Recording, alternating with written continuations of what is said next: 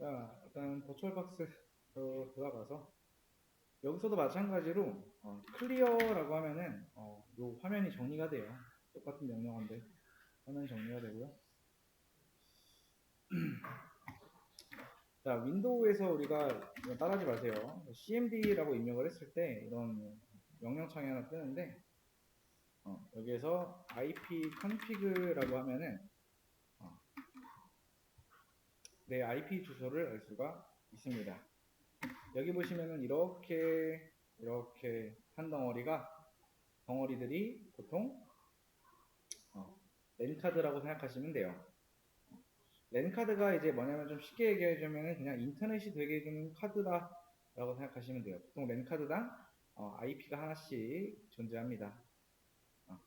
자, 그리고 리눅스로 들어와서 보면은 IPA 또는 IPA DDR을 하시면 되는데 IPA라고 하면 현재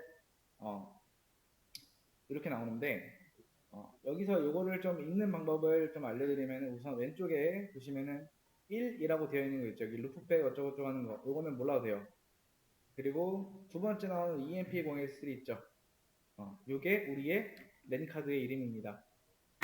자, EMP013 그리고 여기 보이는 10.0.2.15 있죠. 자, 하나의 컴퓨터에는요 랜카드가 여러 개가 존재할 수 있어요. 근데 여기에는 지금 랜카드가 몇 개다? 하나인 거예요. 자, 그리고 지금 우측에 보면 state up이라고 되어 있죠. 이 상태를 말하는 건데 현재 랜카드가 켜져 있다라는 그런 상태입니다. 이게 다운이라고 되어 있으면 랜카드가 꺼져 있는 거예요. 자, 랜카드를 켜고 끄고 할 수 있는 명령어는 자, IP 일단 로그인 IP 링크 set emp0s3 여기에 랜카드의 이름이 들어가요. 그 다음에 up을 하면 켜주는 거고요. 여기 다운을 하면 꺼지는 거예요. 한번 제가 해볼게요. IP 링크 set emp0s3 다운이라고 하면은 다시 IPA를 해볼게요. 그럼 요 부분이 어때요? 현재 다운이라고 나오죠? 자, 그 다음에 다시 IP 링크 set up이라고 주게 되면은 우리 IP가 다시 이렇게 랜카드가 켜졌다 라고 보시면 돼요. 랜카드를 켜는 거고요. 랜카드를 끄는 겁니다. 여기까지 이해되셨나요? 자, 그 다음에 핑이라고 하는 게 있는데 이거는 핑하고 IP 주소인데요. 해당 IP 주소로 요청을 보냅니다. 통신할 수 있는. 그래서 이거는 뭐 안 해봐도 상관없는데 하면은 통신을 할 수 있는지 없는지에 대해서 이렇게 하면 뭐 이제 안 될 수도 있어요. 안 되는 거겠죠. 요청 시간 계속 만료되었다라고 하면서 이건 핑이라고 하는 이제 이거는 나중에 한번 찾아보시고 자, 그 다음에 자, ns lookup이라고 하는 여기는 사이트에 해당 사이트에 도메인 주소를 넣으면 돼요. 그래서 이렇게 ns lookup하고 사이트 도메인 주소를 넣으면은 해당 사이트의 IP를 알려줘요. 자, 뭐 예를 들어서 뭐 해볼까요? 구글 한번 해볼까요? 자, ns lookup 그 다음에 google.com 이라고 하면은 이렇게 나오죠 지금. 이거 한번 들어가 볼까? 자, 복사는 컨트롤 인서트 그리고 붙여넣기는 여기다가 이렇게 해주면 되는데 안 될 수도 있어요. 막아놔가지고 google.com 안 들어가지네. 만약에 이제 여러분들이 이제 NS 룩업 했을 때 해당 해당 사이트 IP를 알려주는데 안 들어와진다. 그러면은 그냥 막혀 있는 거예요. 그러니까 IP 주소로 들어오지 말고 도메인 주소를 치고 들어오라는 거예요.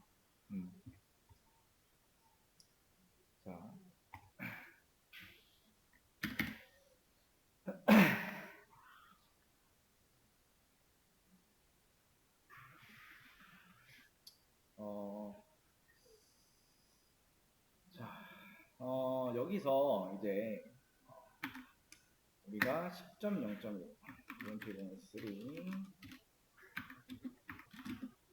10.0.2.15예요. 자, 여기에서 제가 IPA라고 하는 명령어를 통해서 랜카드의 이름과 IP 주소를 알아냈어요. 해당 랜카드에. 그리고 그거를 켜고 끄는 명령어예요. 자, 이렇게 저의 컴퓨터가 있고요. 그 안에 윈도우가 깔려 있어요. 그쵸? 윈도우에는 어플리케이션이 깔려 있어요. 크롬이나 또는 우리가 설치한 버추얼박스 이렇게 있겠죠? 그리고 이 세상에는 저 말고도 다른 물리적인 PC가 존재해요. 마찬가지로 버추얼박스 안에도 하나의 세상이 존재한다. 그죠? 그 안쪽에 여러분이 CentOS라는 기계를 하나 추가한 겁니다. 그렇다면 요거는 뭐냐? 기기 안에 있는 기기다 라고 볼 수가 있어요. 자, 그래서 제가 운영체제를 설치했죠. 리눅스라는. 제가 하고 싶은 건 뭐냐면은 윈도우에서 리눅스한테 살아있냐 라고 서로 통신을 하고 싶은 거죠. 우리가 아까 IP 주소를 알아냈죠. 그죠? 그러면은 자, 이제 아까 이렇게 하고 핑을 통해서 넣어봤는데 연결할 수 없다 뭐 이렇게 뭐 지연된다 이렇게 나오죠. 그거는 뭐냐면은 기본적으로 이 안쪽에 있는 세상과 바깥쪽에 있는 이 윈도우 세상은 격리가 되어 있다는 뜻이에요. 아예 통신이 안 된다. 쉽게 말하면은 이제 여기가 뭐 지구라고 생각하면 여기가 화성이라고 생각하시면 돼요. 즉 뭐냐면은 IP를 알아도 통신이 안 된다라는 겁니다. 자, 그래서 이제 운영 체제마다 외부와 통신할 수 있는 어떤 구멍들이 있어요. 그런 거를 뭐라고 부르냐면은 포트라고 부릅니다. 포트. 포트는 기본적으로 한 65,000개 정도가 뚫려 있어요. 다시 한번 얘기하면은 윈도우든 리눅스든 기본적으로 외부랑 통신할 용도로 뚫려 있는 구멍이 있는데 그거를 포트라고 합니다. 내부에 있는 두 프로그램이 통신할 때도 포트를 쓰는 일이 있어요.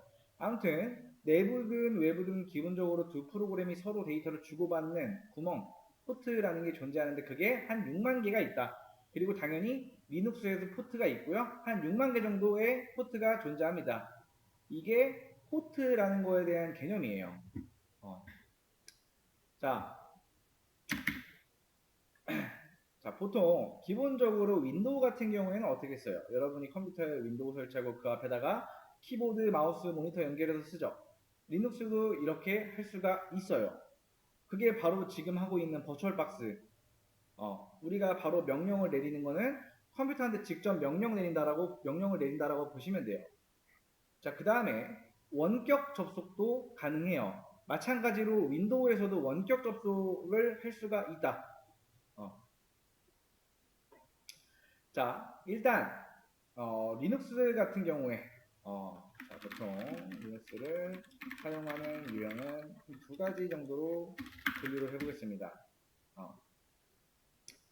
자, 리눅스의 이제 전체 사용자, 자, 컴퓨터 앞에서 사용하겠죠 또. 그리고 자, 원격에서 사용. 그러니까 이 두 사용하는 유형의 두 가지에 대한 비율을 보자면은 컴퓨터 앞에서 사용한 사람이 한 0.5, 그 다음에 원격이 한 이 정도라고 보시면 돼요. 그래서 리눅스는 되게 원격 접속 문화가 굉장히 발달한 OS라고 보시면 됩니다. 자, 제가 이제 처음에 리눅스 수업을 하면서 말씀을 드린 건지 아닌지 기억이 제대로 안 나네요. 아무튼 기본적으로 윈도우는 여러분이 직접 들고 다닐 수가 있어요. 근데 이제 이런 리눅스 같은 경우에는 서버 용도로 쓰고 있고요. 서버라는 거는 이제 24시간 계속 돌아가야 된다라고 있어요. 근데 이제 24시간 돌아가는 그런 서비스가 여러분들 집에서 돌려도 상관이 없다라고 있어요. 근데 정전 같은 거라던가 이제 어떤 다른 어떤 것들로 인해서 연결이 끊기게 된다라고 하면 큰일이 나겠죠, 당연히. 그 서비스를 사용하는 사람이 서비스를 이용을 못하게 된다라는 거니까 서비스가 끊긴다는 거는. 자, 그래서 여러분이 네이버 같은 거를 이용하려면은 우리가 새벽이든 그냥 내가 이용하고 싶은 시간 아무 때나 그렇게 사용할 수 있는 이유가 분당에 있는 네이버 컴퓨터가 뭐 24시간 돌아가서 그렇다라고 볼 수가 있겠죠. 기본적으로 서비스를 하려면은 보통 이제 IDC라고 하는 건물에 이제 입주를 시켜야 된다. 라고 이제 말씀드렸어요. 그리고 그곳은 이제 정전이라든가 또는 어떤 일이 발생이 된다라고 하더라도 2시간 내지 3시간에서는 이제 돌아갈 수 있는 내부 발전기의 어떤 시스템도 잘 갖춰져 있고, 그래서 여러분들이 서비스를 하게 된다면은 뭐 IDC에 입주를 시켰어요, 예를 들어서. 그리고 만약에 이제 프로그램에 이제 뭐 소스 코드나 이런 거를 수정을 해야 돼. 그러면은 그때마다 우리가 IDC에 입주를 시켜놨기 때문에 거기에 갈 수가 없어요. 그래서 위에서 설명한 이 랜카드 있죠? 이 랜카드가 뭐라고 했어요? 인터넷이 되게 해주는 카드라고 있어요. 인터넷이 돼야 원격 접속도 가능하다. 자, 그래서 이 랜카드를 켜두고 원격 접속이 잘 이루어지는지 확인하면은 거기서 그냥 철수하고 여러분들의 작업하는 곳, 사무실 같은 곳에 와가지고 작업을 하면 된다. 그죠? 여기까지 이해됐나요? 자, 그래서 제가 지금 이 원격 접속이라는 거에 대해서 얘기를 했는데, 원격 접속을 하기 위해서는 프로그램 하나를 다운로드를 해야 되는데, 우리는 자, 푸티라고 하는 프로그램을 쓸 겁니다. 그래서 윈도우 키를 한번 눌러보시고 P6까지만 한번 쳐보시겠어요? 뭔가 앱이 없죠? 나는 이런 앱이 현재 내 앱에 있다 하시는 분들만 얘기하세요. 없죠? 푸티.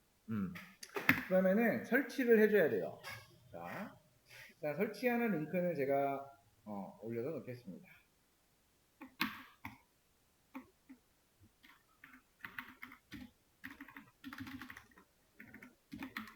자, 푸티 다운로드라고 해서 올려놨어요. 자, 그래서 여기를 저도 없으니까 한번 설치를 같이 해보자.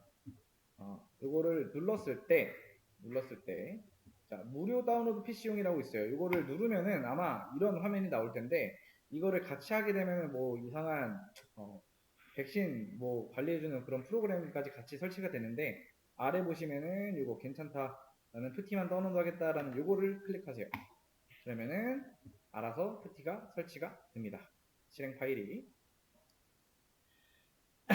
자, 다 설치하고 나면은 여기에 이렇게 요거 하나 나올 겁니다. 일단 여기까지 띄워놓고 얘를 더블 클릭해서 이렇게만 한번 만들어 주세요. 이렇게.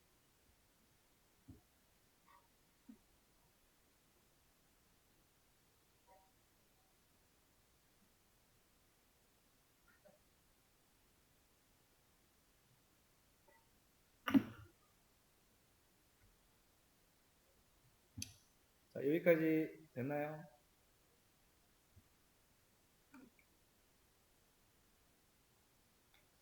다 됐죠? 자, 여기에서 넥스트 한번 눌러보시겠어요? 넥스트. 여기 있는 거 건들지 말고 그대로 넥스트. 여기서도 그냥 그대로 인스톨까지 눌러주시면 된다. 그럼 알아서 설치가 되고요. 여기 뭐 뷰 리드미 파일이라고 있는데 이거 열면은 뭐 메모장 파일 하나 열리니까 이거는 체크 해제하고 그냥 피니시 눌러주시면 돼요. 그 다음에 윈도우 키 눌렀을 때 이제 P6까지만 치면은 이렇게 푸티라고 하는 앱이 하나 이렇게 나올 겁니다. 그래서 이 푸티를 이렇게 열어주시면 된다.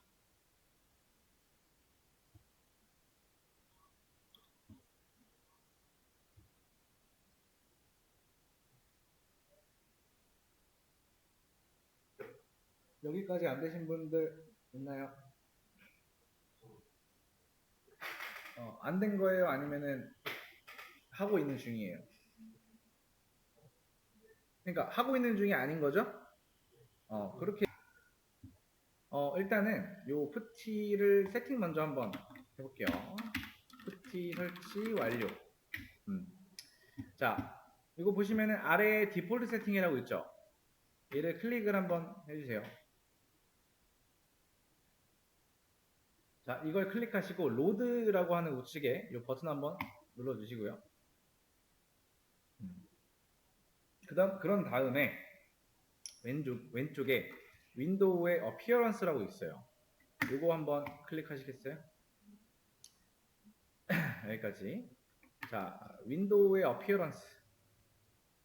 그 다음에 중간에 체인지라고 되어 있는 거 있죠? 이 폰트 세팅에 보이시면은 이거를 한번 클릭해 주세요. 여기에 만약에 나는 D2 코딩이 없다 하시는 분들은 D2 코딩 설치하시고요. 어차피 D2 코딩은 요 배시쉘 할 때 설치한 거니까 우리는 2번 설치 안 해도 돼요. 그래서 D2 코딩 체크 하시고 크기는 여러분들 시력에 맞게 하시면 돼요. 너무 작게 하셔도 안 좋아요. 여러분들 편하게 보이시는 것보다 더 편하게 보이는 크기로 주시면 된다. 저는 한 24 정도로 주고 확인을 누를게요. 자, 그 다음에 여기까지 D2 코딩 세팅했으면은 세팅까지 먼저 하세요. 진행할게요. 자, 그 다음에 왼쪽에 세션 눌러주시면 돼요. 왼쪽 상단에 세션. 그 다음에 디폴트 세팅 다시 한번 눌러주시고 세이브 한번 눌러주세요. 자, 요거 눌러서 디폴트 세팅 클릭하고 그 다음에 세이브까지 이렇게 하면은 이제 초기 세팅이 되면서 앞으로 여기에 서버의 리스트가 추가가 되는데 거기마다 전부 방금 전에 한 그런 세팅이 묻어서 나와요. 자, 이제 보시면은 이 상단에 호스트 네임이라고 되어 있는 부분, 그러니까 호스트 네임 또는 IP 주소 그리고 포트까지 같이, 그죠? 이렇게 넣어줘야 되는데 일단 이제 IP랑 포트를 왜 같이 쓰는지를 이해를 해야 돼요. 그걸 한번 설명을 드릴게요. 자, 여러분들이 구청에서 어떤 볼 일이 있어요. 그러면 구청이 이렇게 있다고 하면은 우리가 구청 안에 어떤 볼 일이 있는데, 자, 이렇게 우리의 위치를 표시해 볼게요. 여기 구청 앞이겠죠, 그럼. 구청이라고 하면은. 자, 그러면은 여러분들이 구청 안에 들어가서 어떤 뭔가를 하는 게 끝인가요? 아니면은 여기 앞까지만 딱 가는 게 끝인가요? 보통은 구청에 간다라고 하면은 그 안쪽에 있는 어떤 각각의 창구별로 뭔가 이렇게 나눠져 있어요. 그죠?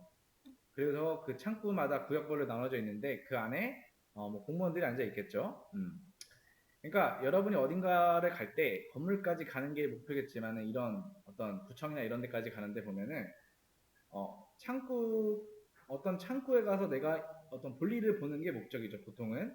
그래서 여러분이 IP, 즉 도메인으로는 컴퓨터의 정문까지밖에 못 가요.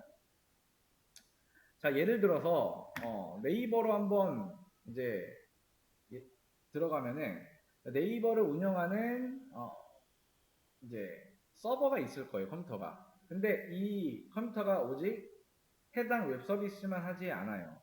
그렇기 때문에 원래라면 네이버를 치면은 네이버를 제공해주는 서버에 앞까지만 가고 들어가지 못하는 거예요. 그래서 포트까지 적어줘야 돼요. 그래서 자, 어떤 서비스에 접근하기 위한 최소 조건은 2개. IP랑 포트입니다. 2개 다 알아야 돼요. 근데 이제 여러분이 IP만 알면은 절대 못해요. IP 대신에 근데 도메인으로 외워도 돼요. 근데 이제 여기서 의문이 있겠죠. 자, 나는 네이버의 IP를 알고 있는데 뭐 포트는 난 모르는데 생각할 수 있어요. 그러니까 제가 좀 전에 설명드린 게 어떤 서비스에 접근하기 위한 최소 조건은 2개라고 했어요. IP 즉 도메인과 포트를 알아야 된다. 근데 네이버도 이제 일종의 웹 서비스예요. 보통 네이버에 접근하기 위해서 포트를 외우진 않죠. 뭐 예를 들어서 우리가 네이버의 IP 그다음 뒤에다가 443 네이버의 IP 그리고 80 어떤 웹 서비스가 특정 서버에서 무조건 이 80이라고 하는 거를 이렇게 해야 된다는 게 정해진 게 아니에요. 자, 네이버를 서비스하는 컴퓨터가 이렇게 있다고 해볼게요. 그럼 네이버 웹서버 그리고 또 다른 서비스들이 존재하잖아요. 근데 이 직원이 80번이라는 어떤 창구에 앉아있다라는 게 무조건 정해져 있지 않다라는 말이에요. 자, 예를 들어서 또 다음이라고 하는 또 웹서비스가 있죠.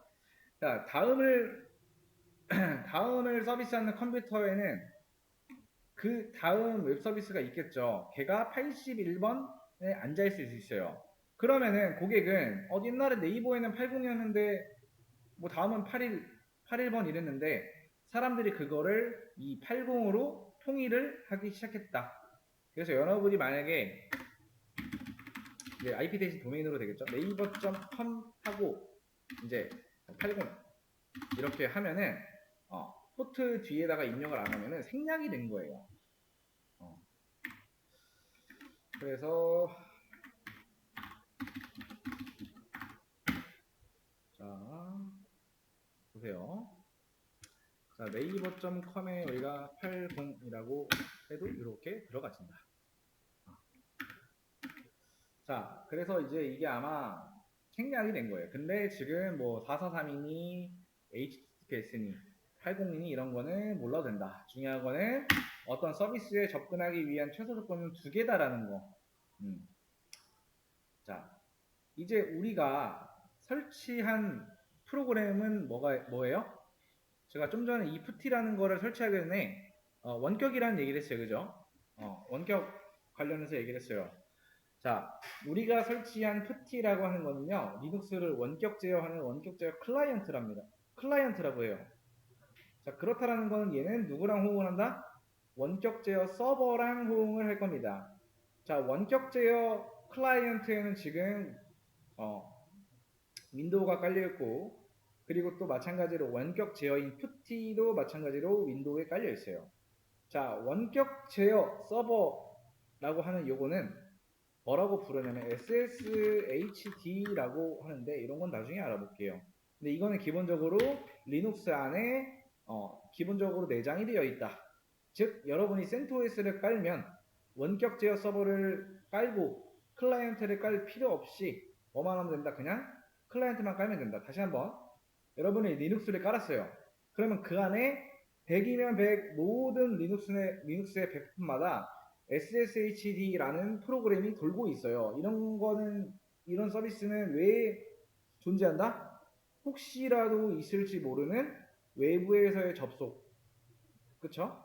그 외부에서 접속을 받아주는 그런 녀석이다. 그래서 클라이언트라고 하는 건 손님이고요. SSHD는 주인입니다. 자, 우리가 보니까 웹이 80 또는 443 포트를 쓰듯이 이 SSHD도 딱히 설정하지 않으면은 22번 포트로 돌고 있어요. 그러면은 아까 전에 설명한 요 공식에 대해서 좀 대입을 해볼게요. 어떤 서비스에 접근하기 위한 최소 조건은 두 개. IP 포트. IP는 뭐라고 했어요? 10.0.2.15였죠? 그리고 포트는 딱히 설정하지 않으면 22번 포트다. 자, 그러면은 이거는 끄고 여기서 제가 적어줄 건데 이게 이제 자 보세요. 루트라고 하고 10.0.2.15에 22라고 하면은 이게 무슨 말이냐면요.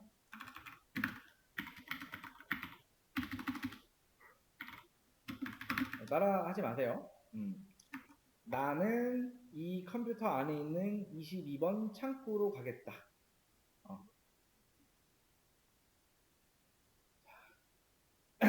IP 주소만 쓰면은 문 앞까지만 가는 거고요. 22번이라고 하면은 22번 창구로 가겠다라는 거예요. 자, 그 다음에 앞에다가 루트라고 이제 해줘야 돼요. 자, 그래서 오픈을 한번 눌러볼게요. 그러면 지금 이렇게 검은 화면이 나오는데 이거는 잘 된 건가요? 안 된 건가요? 잘 안 된 거예요. 왜 안 돼요? 자, 일단은 여러분들이 확인해 봐야 될 게 있어요. 반드시 IP를 이렇게 해서 확인을 해 봐야 되는데 지금 보시면 랜카드가 켜져 있는 상태예요. 그죠? 자, 그리고 이제 접속이 안 될 때는 두 가지 이유가 존재한다. 서버 내부 문제가 있고요. 서버 외부 문제가 있습니다. 이렇게 두 가지의 문제가 존재를 하는데 여러분이 어떤 곳에 접속을 하려고 하는데 접속 정보가 틀렸다라고 하면 문제가 있겠지만은 접속 정보는 잘 적었어요. 그렇죠? 근데 접속 정보를 잘 적었을 때 접속이 하면 두 가지라고 했어요. 자, 내부 문제는 좀 전에 파악을 했어요. 랜카드가 켜져 있는지 안 켜져 있는지에 대해서. 그러면은 뭐예요? 서버 외부 문제 때문에 안 됐다라는 것만 아시면 돼요. 자, 만약에 여러분들이 접속 정보를 잘못 입력했으면 다시 해야 된다라는 거고, 내부에 문제가 있다라고 하면은 내부 문제도 해결을 해야 외부 문제가 있다는 걸 알겠죠? 그러면은 조금 더 들어가 볼게요. 자, 이렇게 윈도우가 깔려 있고 지금 그 안에 이렇게 푸티가 깔려 있어요. 자, 지금 우리가 푸티에서요, 이제 버추얼박스 안에 만든 요 세 개에 들어가려고 하는 거예요. 그죠? 근데 우리가 IP를 하는데 들어가지 못하는 이유는 격리가 되어 있다라고 했어요. 아예 소통이 안 된다. 그러면은 방법이 있나요? 없나요? 없어요. 그래서 우리가 사용해야 되는 방법. 아까 이제 그 원격 접속 관련해서 얘기하면서 제가 그 포트라는 얘기했죠? 그렇죠? 6만 개 정도가 뚫려 있다. 그거를 이제 우리가 사용해야 될 방법은 그걸 이용하는 거예요. 그거는 포트 포워딩이라고 합니다. 그 포트 포워딩이라는 기술을 이용을 하면은 우리가 가려고 하는 안쪽에 있는 곳까지 뭔가 이렇게 막 점프해서 도달을 할 수가 있다. 일단 포트 포워딩에 대한 이런 개념을 좀 설명을 드렸는데, 자, 우리는 요 안쪽에 있는 22번 창구 포트, 여기가 우리가 가야 될 목적지예요. 근데 버추얼박스에서요 이런 걸 할 수가 있어요. 이 22번, 그러니까 바깥쪽에 있는 것과 요 안쪽에 있는 여기랑 연결을 할 수가 있는데 그거를 포트 포워딩이라고 합니다. 자, 푸티를 통해서 지금 우리가 접속을 하려고 하는 게 지금 여기 이넥티브 상태죠. 연결 안 된다라는 상태인데, 자, 푸티를 통해서 지금 이렇게 들어가는 게 불가능하다. 그죠? 그래서 어떻게 해야 된다? 개구멍, 즉 포트 포워딩이라는 거를 해야 돼요. 바깥쪽에 있는 윈도우 특정 포트랑 내부에 있는 포트랑 연결을 하는 거예요. 그런 푸티가 바깥쪽에 있는 포트랑 연결을 하면은 내부에 있는 우리가 가려고 하는 그곳에 막 빨려 들어가듯 도달을 할 수가 있다라는 거. 자, 그래서 여러분들이 포트 포워딩 이라는 거에 대해서 검색을 한번 해보시면 돼요. 일단 검색 먼저 해보시고 뭘 하려고 안 해도 돼요. 그냥 이걸 찾아서 뭔가 해결하라는 게 아니고요. 포트 포워딩이란 뭔가 한번 검색을 쭉 해보시면 돼요. 자, 이어서 하겠습니다. 자, 포트 포워딩이라는 걸 한번 검색해 보시겠죠. 자, 이제 그 포트 포워딩이라는 걸 한번 해볼 건데, 자, 일단 버추얼박스 관리자를 하나 켜주시고요. 좌측에 보이는 요거 클릭해서 스냅샷으로 되어 있다는 정보로 일단 바꿔주시면 될 것 같아요. 그 다음에 오른쪽 상단, 중간쯤 상단에 설정 있죠? 요거 눌러주시고요. 그 다음에 네트워크, 그 다음에 포트 포워딩, 다시 한번. 자, 여기가 스냅샷으로 아까 스냅샷을 찍어놔가지고 이렇게 되어 있을 텐데, 여기서 정보로 누르신 다음에 설정. 자, 그 다음에 네트워크, 그 다음에 포트 포워딩. 이렇게 일단 만들어 주시고요. 그 다음에 이제 오른쪽에 보면은 새 규칙을 추가한다 라는 거, 이 버튼 누르면 이름이 나오고요. 프로토콜, 뭐 IP, 호스트 포트, 게스트 IP, 게스트 포트 이렇게 되어 있는데요. 자, 이름은요, 그냥 SSHD라고 할게요. 그냥 프로토콜은 그대로 두시고, 호스트 IP는 0.0.0.0을 쓸 거고요. 자, 여기에서 중요한 거는요, 호스트 포트라고 하는 거는요, 윈도우를 말하는 거고요. 요 게스트 쪽은 리눅스를 말하는 거예요. 자, 그래서 요거의 이름은 SSHD. 그러니까 이름은 아무렇게나 써도 상관없습니다. 나중에 이제 뭐 편하게 이거를 내가 왜 추가했지? 해서 이름을 보고 이거 접속하려고 포트 코딩 해놓은 거구나 라는 거. 그리고 호스트의 0.0.0은 이제 어디서든 그러니까 접속이 가능하다. 그리고 게스트 호스트 포트는요, 여긴 자유인데 여기에는 뭘로 해볼까요? 뭘로 한번 해볼까? 둘둘둘 하로 하죠. 그리고 게스트 IP랑 게스트 포트 쪽은 고정이에요. 10.0.2.15에 둘둘 포트 이렇게 주시면 돼요. 자, 여기에서 말하는 게스트 IP와 게스트 포트는 어떻게 알았냐? 실제로 우리가 들어가서 IP 주소를 확인했고, 그 다음에 여기는 우리가 별다른 거 아니면은 그냥 22번 거의 고정이라고 보시면 되고요. 바꾸지 않는 이상. 자, 중요한 게 윈도우에서 이미 쓰고 있는 포트는 사용하면 안 돼요. 그래서 둘둘 아니면 둘둘둘 또는 둘둘둘 4로 하셔도 되는데, 자, 이렇게 하고요. 확인을 한 번, 두 번 눌러줘야 돼요. 총 확인 두 번. 자, 정리할게요. 자, 우리가 외부 세상에서 이제 외부 세상에 둘둘둘 4로 들어가게 되면은 어디로 간다? 내부 세상에 10.0, 0.2.15에 22번 포트로 쏙 들어간다. 이렇게 여기까지 이해되셨나요? 자, 이게 이제 외부 세상의 둘둘둘 4 포트에서 내부 세상에는 10.0.2.15에 22번 포트로 가겠다라는 겁니다. 아까 이제 푸티로 가면 이제 이니티브 형태라고 되어 있을 텐데 그거는 끄시고요. 자, 여기에서 과연 내가 자 푸티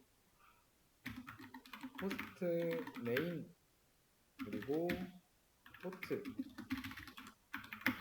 여기다가 어떤 걸 적어줘야 될까라는 거를 여러분들 메모장 열어가지고 호스트 네임 쪽에다가 어떤 거 적어줘야 되고 포트에다가 어떤 거 적어줘야 되는지 요거를 한번 생각을 조금 해보세요. 충분히. 그리고 좀 전에 우리가 그 설정에서 네트워크 보시면은 0.0.0이라고 해놨잖아. 이거에 대해서 다시 한번 설명드리면은 내 컴퓨터뿐만 아니라 다른 컴퓨터도 호스트 포트 222.4로 접속이 가능하다라는 겁니다. 예, 하기 편하게 222로 바꾸겠습니다. 여기는 자 일단 우리가 포트 포워딩까지 세팅해놨어요. 우리가 그리고 처음에 한 방에 이렇게 들어가려고 하다가 지금 실패했어요. 바로 들어가려고 해서 지금 하려고 하는 건 이제 바깥 세상에서 바로 내부 세상으로 가려고 하는 거예요. 내부 세상이라고 하면 이 안쪽을 말하는 겁니다. 푸티를 통해서 그걸 하기 위해서 여기서 포트 포워딩이라는 걸 해준 거예요. 바깥쪽과 안쪽을 연결해 주려고. 자, 그래서 이제 요 호스트 네임 쪽과 포트를 뭐라고 적어줘야지 여기서 안쪽으로 들어갈 수 있을까? 그거에 대해서 한번 고민을 쭉 해보시면 돼요. 제가 말하는 거에 정답은 거의 다 있어요. 자, 여기다가 뭘 적어줘야 되냐면요. 자, 루트하고 127.0.1.1 이거는 0.0.1은 그냥 외우시면 되는데 나를 가리키는 겁니다. 자기 자신. 그래서 이렇게 하고 뒤에 포트는 둘로 써줘야지 요 안쪽에 여기까지 도달할 수 있겠죠. 자, 이렇게 하고요. 여기다가 이렇게 넣으면 되는데 이렇게 넣고요. 이거를 그대로 복사해서 여기다 넣으시면 돼요. 그 다음에 세이브 하면은 이렇게 즐겨찾기 같은 게 하나 돼요. 매번 우리가 들어갈 때마다 여기 IP 주소 입력하고 포트 입력할 수는 없겠죠, 그죠? 그래서 이거를 더블 클릭하면은 알러 창 하나 뜨면서 여기에 어셉트 누르면 돼요. 그리고 나서 비밀번호 코리아 1231이죠? 그러니까 우리는 지금 같은 화면에 있어서 이게 지금 같이 있어가지고 원격 접속을 안 한 것 같은 느낌이겠지만 현재 이 푸티를 통해서 이 안쪽에 있는 여기로 원격 접속한 겁니다. 똑같이 IPA 해보면은 나오죠. 근데 만약에 이제 이렇게 했는데 안 된다 하시는 분들도 있을 거예요.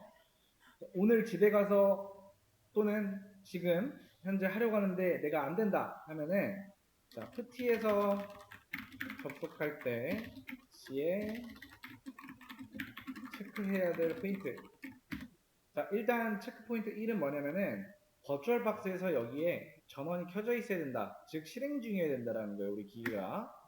자, 그리고 IPA를 통해서 IP 주소가 맞는지 확인을 해줘야 되고요. 그리고 만약에 랜카드가 안 켜져 있으면은 IP 링크 셋 하시고 IPA를 켜주셔야 되고요. 그러니까 랜카드까지 켜져 있는 거를 확인을 해야 돼요. 그리고 나서 포트 포워딩 안에 우리가 규칙을 잘 정해서 넣었는가, 그리고 확인을 2번 눌렀는가. 그 다음 체크 포인트는 자, 푸티에서 여기에 로드를 해보면 이렇게 나와요. 지금 이 중간에 뭐 띄어쓰기나 이런 게 없는지 확인을 잘 해야 되고요. 이런 게 잘 되어 있다라고 하면은 잘 나올 거예요. 근데 이럼에도 불구하고 안 나와. 그러면은 우리가 이미 지금 포트에서 둘러줬어요. 호스트 포트를 포트 포딩에서. 그럼 이거를 윈도우에서 사용하고 있는 거예요. 그러면 다른 걸로 피해 가야 되는데 예를 들면은 뭐 3 이렇게 그러면은 제가 여기서 이렇게 한번 해볼게요.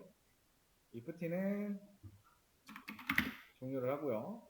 그 다음에 네트워크에서 포트 포워딩 여기를 3으로 바꿔놓고 확인 2번 누른 다음에 얘를 더블 클릭하면 이제 당연히 안 되겠죠. 왜? 우리가 여기를 뭘로 바꿔놨어요? 3으로. 그러니까 이쪽으로 가야만 우리가 가려고 하는 곳에 들어갈 수 있겠죠? 오픈하면은 이제 들어가죠.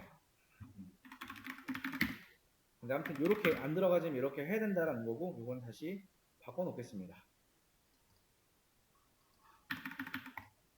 이렇게 바꿔놓고 푸티 들어가서 더블 클릭하면은 접속이 잘 된다. 자, 이렇게 해서 한번 들어가 보세요. 자, 지금 제가 하나 창을 더 열어놨어요. 그래서 푸티를 이렇게 켜둔 상태에서 로그인을 안 하면은 인액티브 상태가 돼요. 그러면은 왼쪽에 요 아이콘 있죠? 그리고 이거를 클릭하면은 리스타트 세션 또는 뉴 세션 하면은 뉴 세션을 하면 아마 이제 새로 우리 푸티 켰을 때 그 창이 나올 거고 리스타트는 여기서 바로 리스타트를 해서 로그인할 수 있게 해줘요. 그래서 인액티브 상태라는 거는 연결이 끊어진 상태니까 요거를 그냥 끄고 해도 되고요. 또는 좌측에서 리스타트 세션 지금은 안 생기죠. 인액티브 상태가 아니라 또는 뉴 세션을 누르게 되면은 이런 창이 나오니까 그때는 이렇게 대처하시면 된다. 자, 그 다음에 현재 로그인이 되어 있잖아요. 그럴 일은 없겠지만은 셧다운 나우가 컴퓨터 종료입니다. 다음에 리부트 now가 컴퓨터 재시작입니다. 그래서 당연히 하면 안 되겠죠? 일단은 한번 해볼게요. 하면은 여기선 연결이 끊어진 거예요. 요게 꺼진 게 아니고 지금 보시면은 요게 꺼졌어요. 근데 아마 이게 에러 때문에 그럴 가능성이 좀 큰데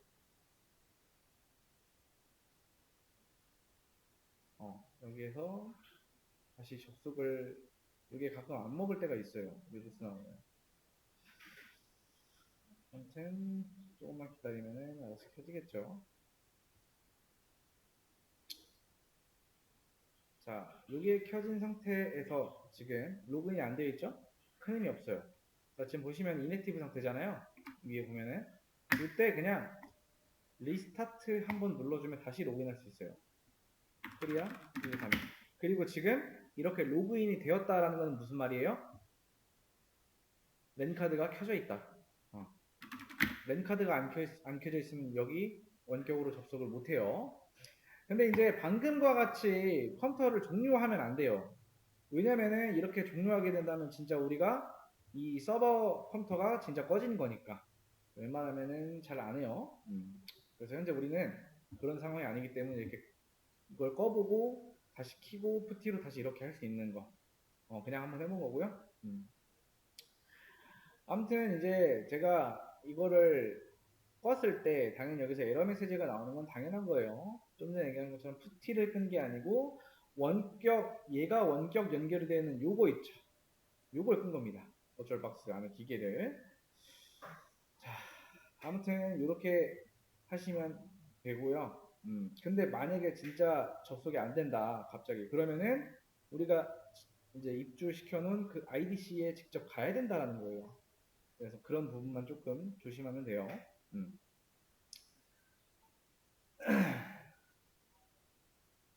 자, 아무튼 뭐 IPA 누르면 당연히 나오는 거예요. 왜냐면 이게 눌려서 여기에 연결이 됐다는 것 자체가 랜카드가 켜져 있다는 거니까. 자, 일단은 여러분들이 이제 아까 전에 제가 안 됐을 때는 뭐라고 했어요? 두 가지 문제. 서버 자체 문제, 내부 문제라고. 하나는 외부 문제. 일단 내 접속 주소 자체가 문제가 없다라는 가정하에 그 두 가지를 보셔야 된다는 거예요. 그거 참고해서 잘 보시고. 근데 매번 이렇게 꺼지면은 이제 우리가 랜카드가 이제 이렇게 자동으로 안 올라온다라고 하면은 진짜 전화나 이런 걸 해가지고 저희 서버 컴퓨터 좀 켜주세요라고 해야 돼요. 또는 직접 가서 해결을 해야 돼요. 이렇게 하면 안 되잖아요. 자, 지금 우리가 사무실이라고 하면은 사무실에서 접속을 할 수가 있는 그런 상황이에요. 그래서 즉 이 컴퓨터가 꺼져도 즉 랜카드가 이 컴퓨터가 부팅 시에도 자동으로 올라올 수 있게 현재는 자동으로 올라오지만 이거를 수동으로 한번 할 수 있는 그런 방법이 있어요. 수동으로 할 수 있는 방법인데 어딘가에는 자 우리 요 EMP0S3 랜카드가 우리의 랜카드명이 EMP0S3입니다. 어딘가에는 이 랜카드와 관련된 설정 파일이 있을 것이다 라는 거. 우리한테는요 리눅스는 블랙박스나 마찬가지예요. 이거에 대한 설정 파일이 어디에 있는지 우리는 몰라요. 그렇죠? 그래서 저는 검색을 해볼 거예요. 검색. 그러니까 모든 파일과 모든 디렉토리 중에서 랜카드를 포함하는 예를 들어서 EMP0S3에 config 파일이라던가 이런 타입이 있다라고 하면은 조금 의심스럽겠죠? 이거는 뭐다? 요 랜카드에 관련된 어떤 설정 파일일 것이다. 그래서 이런 거를 대상으로 한 방에 찾아주는 명령어가 있어요. 그게 locate라는 겁니다. 자, 그리고 이제 리눅스 내부에서 프로그램이라는 거를 설치할 때요. 이거는 줄여놓을게요. 어차피 여기서 작업을 안 할 거라 줄여놓고. 자, 프로그램 설치.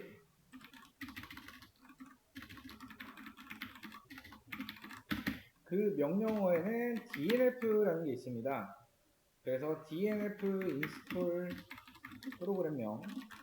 뭐 우리가 리눅스에서 포토샵을 깐다라고 하면은 예를 들어서 실제로 까는 건 아니지만은 DNF install 이렇게 하시면 돼요.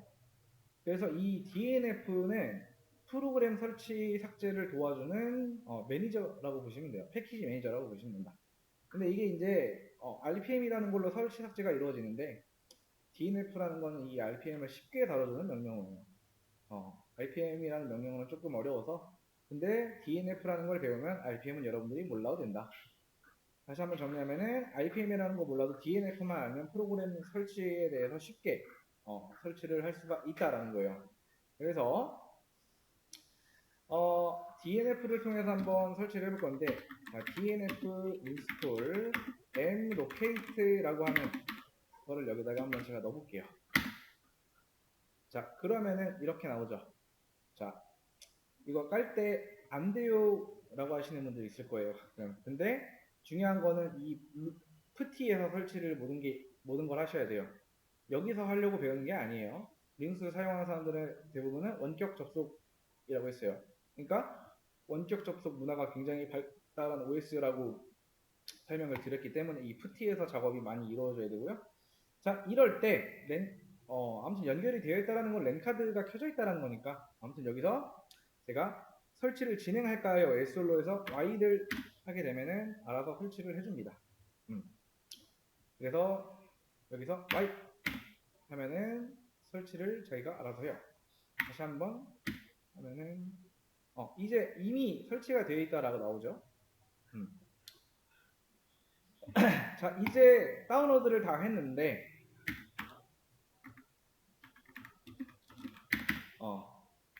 우리가 하고 싶은 거는 요 랜카드에 대한 어떤 설정을 하려고 하는 겁니다. 그래서 locate emp0s3라고 하면은 전체 파일 중에서 요거와 관련된 파일을 찾아줘요. 자, 이렇게 하고 했을 때 뭐가 안 나온다, 그런 거 없다 라고 하면은 update db라고 한번 해주시면 돼요. 그리고 다시 한번 해보면은 이렇게 나와요. 지금 자, 보통은 설정 파일 같은 경우는요 이렇게 etc로 시작을 해요. etc. 그래서 요만큼을 제가 이렇게 하고 우클릭하면 아래 복사되고요. 셋을 통해서 안에 내용 확인해보면 이런 내용이 들어있구나 하는 겁니다. 안쪽에.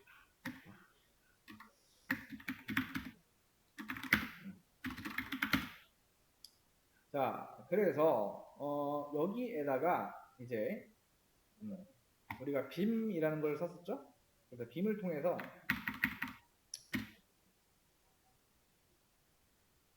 우클릭하고 빔이라고 하는데 없잖아요? 그러면은 dnf install 빔 하시면 돼요.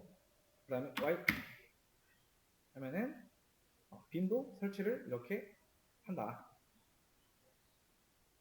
됐어요. 자, 그 다음에 다시 한번 이렇게 주면은 이 안쪽으로 들어갈 수가 있겠죠? 자, 여기에서요 이제 우리가 안쪽에 수동으로 줄 겁니다. 수동으로. 자, 그래서 메소드라고 나와 있는 여기 오토라고 되어 있는 거 있죠? 여기를 여기가 아니구나. 이쪽 상단 커넥션이라고 되어 있는 부분이 있죠. 요 아래에다가 하나 추가해 주는 거예요. 오토 커넥트는 true다. 이렇게 하면 끝나요. 이렇게 할 것밖에 없어요. 여기서는. 그리고 ESC하고 콜론 찍고 W 켜서 나온다는 건 뭐예요? 저장 후 나간다는 거죠.